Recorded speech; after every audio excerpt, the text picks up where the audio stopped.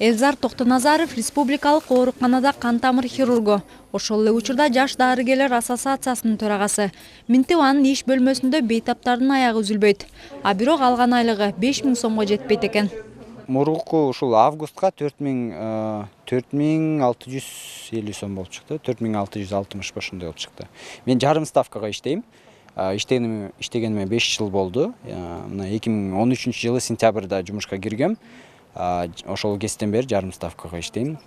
Бир учур болгон 3 жылга жакын ошол мен 1,5 ставкага иштеп жүрдүм. 1,5 ставка деген бул ошол основной ставкага дагы дежурстволорду кошуп, жалпы ошол кезде алганым 9,5 сомдон 10,900, эң жакшы дегенде 11,000 сом алган кезим болду.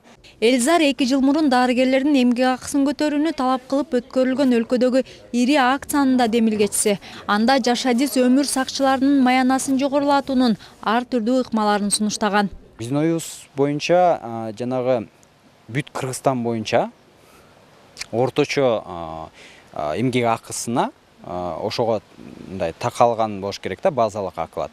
Базалык акылат 5000 сом эмес, 14200 сомго мындай барабар болуш керек да. Анан ошого үстүнө жанагы ар кайсы кошумдар, выслуга лет, категория, вредность, высокогорье ошолор болсо жана 14200 сом бул бир ставкага да.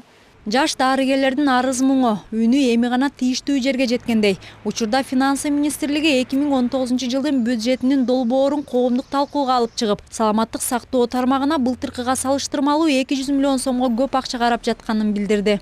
Социалдык чыгашаларды биз биринчи кезекте толук жана өз убагында каржылайбыз. Ал эми айлыкты көбөйтүү боюнча азыр дагы чечим каралып атат.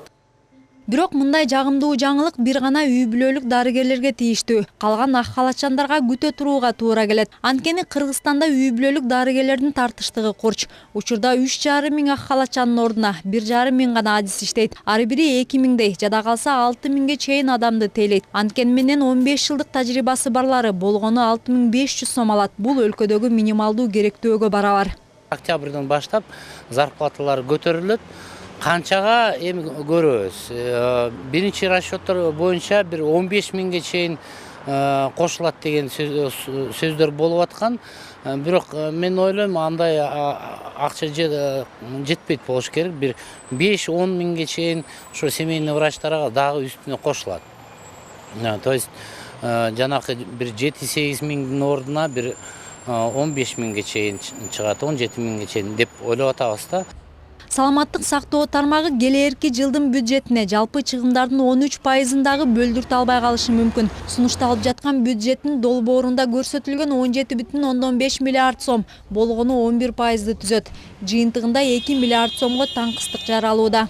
Башка жактарга каражат табылып эле жатпайбы? Килем алышат,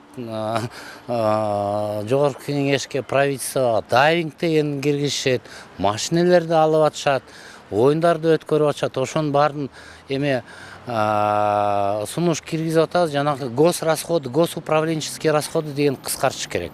Адистер дарыгердин айлык акысы Европа өлкөлөрүнүн мындай кой, жок эле дегенде коңшу Казакстан же Россиянын деңгээлине жетүүсүн айтып келишет. Бул көйгөй өлкөдө көптөн бери талкууланып келе жатканы да жашыруун эмес. Ар бир жаңы келген жетекчи саламаттыкты сактоо системасында реформа жасап, бул тармакты өзгөртөм деген убадалары да кагаз жүзүндө келе жатат. Чынара Нурсеитова, Эрмек Райымбеков, Нью ТВ.